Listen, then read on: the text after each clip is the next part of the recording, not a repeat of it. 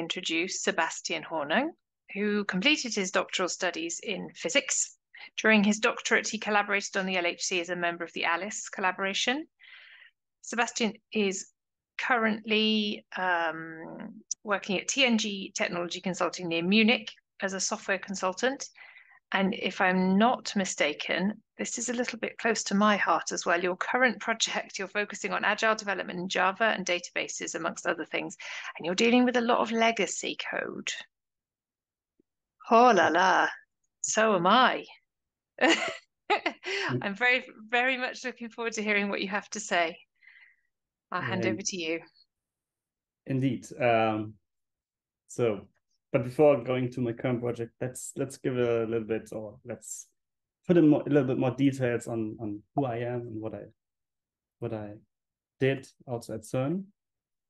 So during my time, I was never really stationed at CERN. I was a member of the ALICE collaboration. Went there mostly to meet other members, to discuss, to work together for a few days at least, and also to go there to have shifts at the detector control room, or for other duties and work with the detector and with the data taking. So not really permanently at CERN or for a longer time, but only occasionally, let's say. And while being a bachelor student, master student, and PhD, I studied heavy flavor hadron production, mostly via semi-electronic decays. And in my PhD, it was more I went to look at the production of helium-3 and triton mostly. So what in ALICE is called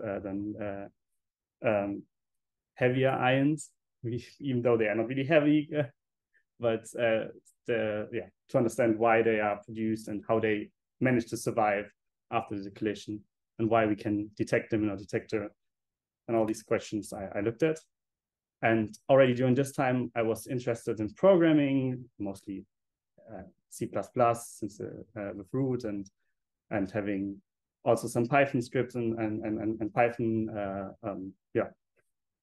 as the second language, or second most used language, and started also looking into machine learning and tried to convince people to apply it for the analysis and use it more often. But I also had, especially during my PhD, I had also courses on soft skills, understanding the personal preferences, understanding what dynamics happen in a team, understand a little bit more what happens there when you work with other people, and in addition some outreach. So, for example, having masterclasses with students, for example, of the age of 14 or so. And in addition, which is again not really linked to CERN, but kind of is, because it's ion therapy, which is somehow linked to CERN. I worked also in medical physics for many years, parallel to my master's and my bachelor, actually, most of the time, which also helped to in the personal development. And then I finished my PhD and tried to first, actually for roughly half a year, tried to apply only in academia and find a way to stay there. And during this time, I realized more and more it doesn't fit to my personal needs, because I wanted to stay close to my family, which very much limited where to go, which is a little bit of a problem with academia, I had the impression, and very much limited the positions where I could apply for. And I also had the impression that, especially at the beginning, you have quite some workload, not much salary, hard to scale it. At least this was my impression, talking to others and observing my colleagues which have found their positions. And then I thought, okay, let's try it somewhere else. So I talked to other alumni, other people, tried to understand what are they doing, what is the content, and quickly found, okay, consulting could be something, but then I also realized that you have to be careful which consultancy you go to, because they are very much different. I had the impression in what they ask for, and for example, mostly the work-life balance, I had the impression is very much different. So I only did very targeted applications to selected companies. Also, some of them from let's say the side where I thought they might be too stressful or not what I want, but let's see.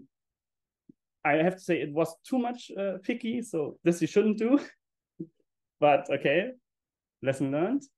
And important is also use career portals, use the CERN alumni platform, use LinkedIn, whatever, to find positions to apply and be prepared to show what you can do, and be prepared also if you find a position that you have to learn quite many things. There will be a steep learning curve when you start there, because yes, you are talented, you have knowledge already, but there are plenty of things you don't know about at all.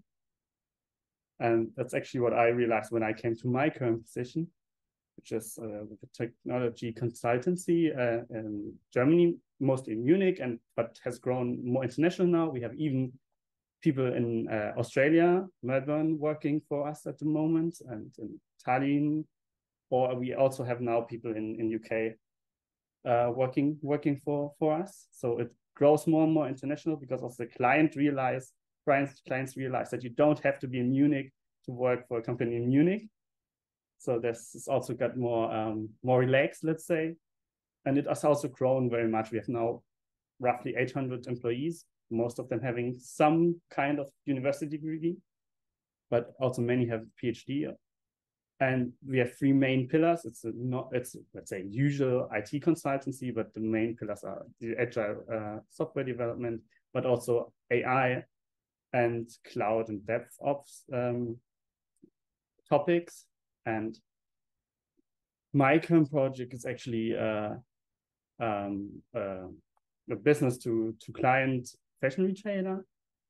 And there I am not in a normal feature development team, let's say. I ended up in a team which does more infrastructure and also kind of DevOps stuff. We did some database migration from one technology to another one. We now had a bigger part where we looked at the old outdated CI infrastructure, tried to get it to a more up-to-date one, to also be able to go from monolithic Java application to a more modern microservice, or at least not that monolithic setup.